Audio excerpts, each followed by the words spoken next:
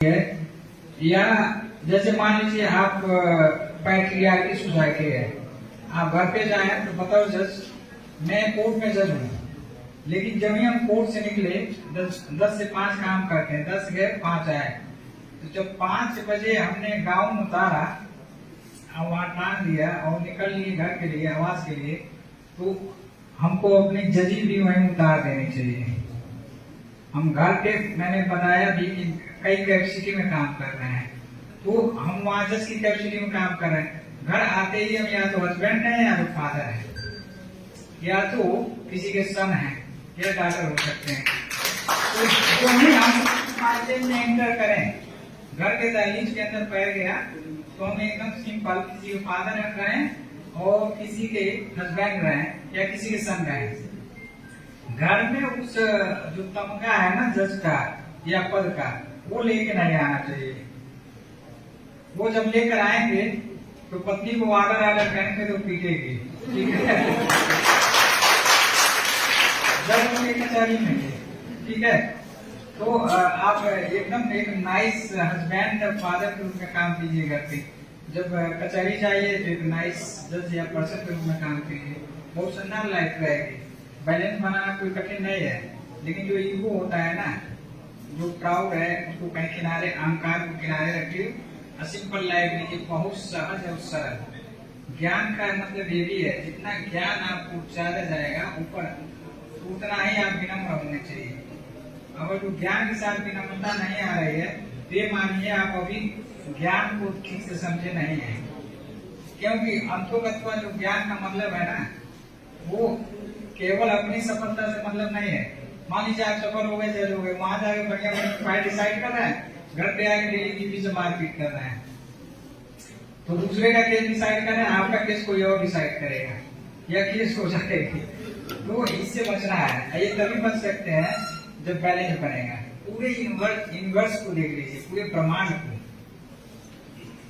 Law 2 प्रकार के होते हैं, एक नेचुरल लॉ है, एक मैन मेड लॉ है। मैन मेड लॉ क्या है, क्यों बनाया गया? जब इवोल्यूशन ऑफ सोसाइटी या स्टेट पढ़ेंगे, हाफ लॉ को पढ़ा होगा, इसलिए मैं पूछा कि किस सेट में है, कौन सा सब्जेक्ट पढ़ा है, तो सोशल कॉन्ट्रैक्ट थियरी है। सोशल कॉन्ट्रैक्ट थियरी पढ़े होंगे, हाफ लॉ रूसो का, और उसमें लेवियाथा में लिखा हुआ है।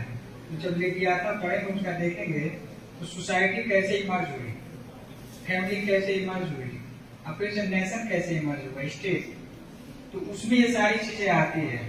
अब ये तो मैन मेड सोसाइटी को रेगुलेट करने के लिए आई है, स्टेट इमर्ज हो गया और कुछ सर्टेन रीजन थे उसके कारण, तो लेवियाथा में हाफ लॉ उसको बताते हैं।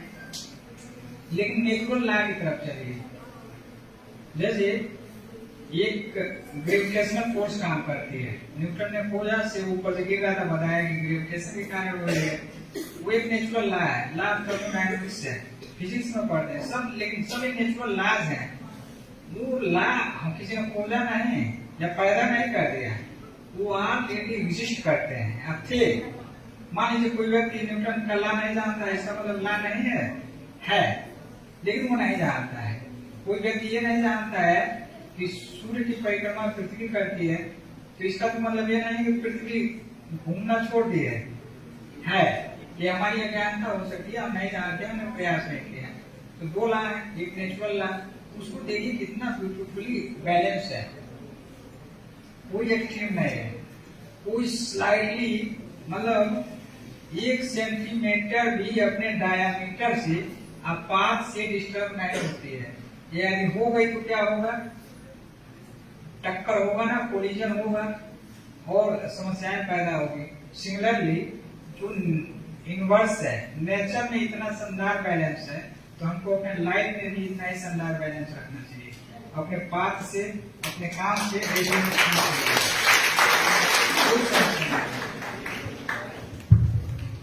Thank you, sir. I may request Ankur from LLB first year. You can ask your question. Sir, मेरा नाम अंकुर कुमार है, मैं LLB प्रथम वर्ष का छात्र हूँ। मैं ये जानना चाहता हूँ कि आपकी राय में न्यायपालिका के सामने सबसे बड़ी चुनौती क्या है और उस चुनौती का सामना कैसे किया जा सकता है?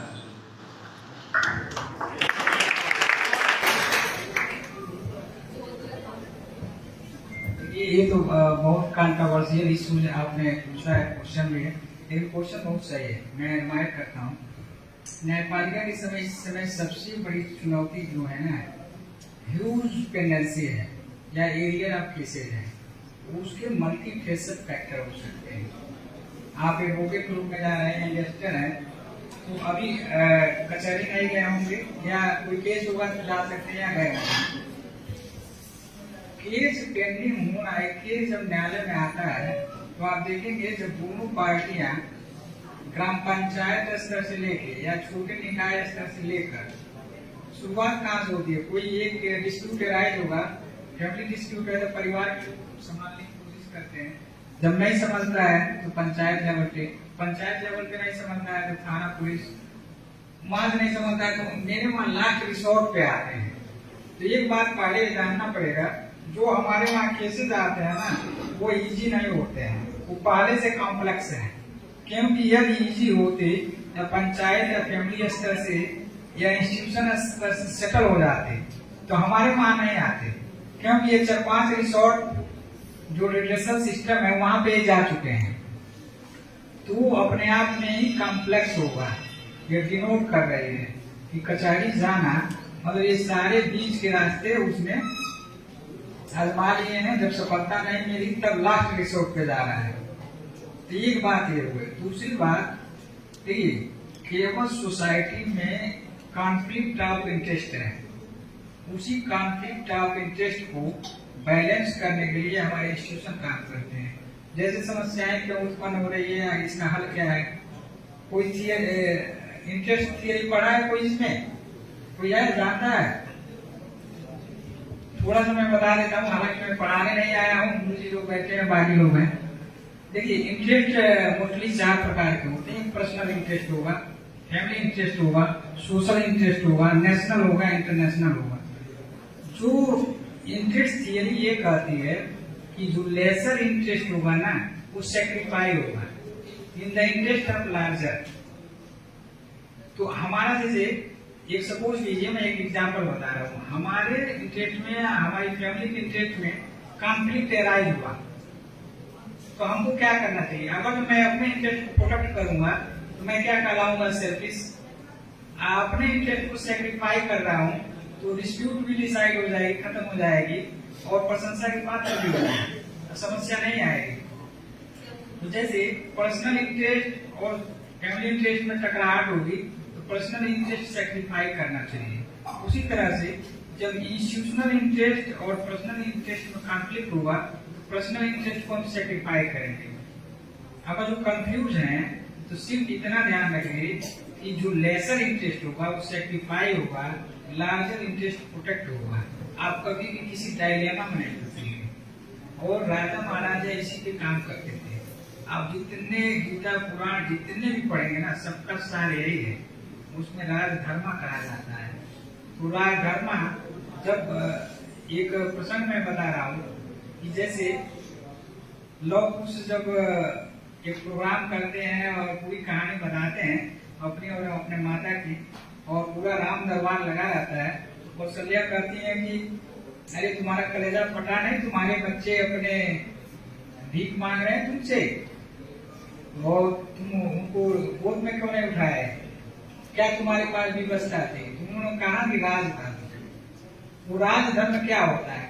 वो उनके पास 2 इंटरेस्ट थे, एक पर्सनल, एक फैमिली और एक स्टेट का इंटरेस्ट था।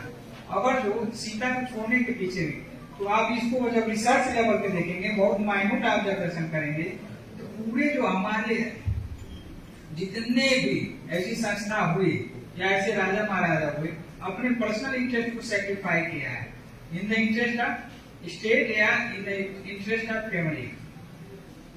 तो जब हम सेक्रीफाई करना सीख जाते हैं तो समस्या वही हल हो जाती है। लेकिन आज के समय में समस्या बढ़ने का भी कारण यही है कि हम बैलेंस ऑफ इंटरेस्ट नहीं समझ पा रहे हैं, किसको सेक्रीफाई करना है, किसको नहीं। अगर जो सीख जाते हैं तो समस्या खत्म हो जाती है। सब लोग लेसर इंटरेस्ट को सेक्रीफाई कर देंगे। जैसे हमारा इंस्टीट्यूशन के बीच में विवाद हो जाए तो हमको अपना इंटरेस्ट सेक्रीफाई कर देना चाहिए, इंस्टीट्यूशन प्रिपेयर करेगा। और जब हमारा नेशनल इंटरेस्ट टकराव में हो और सोशल इंटरेस्ट हो तो सोशल इंटरेस्ट को सेक्रीफाई करना चाहिए, नेशनल इंटरेस्ट प्रिवेल करेगा। समस्या नहीं है। Thank you for your answer. Now, I may request Sidra from DLLB, third Jan. Please ask a question. Good afternoon, sir. My name is Sidra. I am the student of PLLB third year. Sir, मैं ये जानना चाहती हूँ कि कोई ऐसा अनुभव आपका या कोई केस ऐसा जो आप साझा करना चाहते हो जिसका एक न्यायिक अधिकारी के रूप में आप पर प्रभाव पड़ा हो। Thank you sir.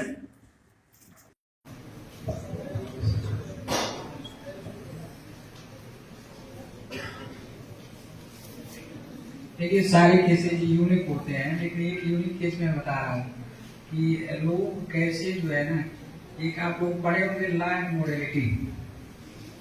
मोरलिटी क्या है, लॉ क्या है। हर लॉ मोरल होती है, लेकिन हर मोरलिटी लॉ नहीं हो सकती।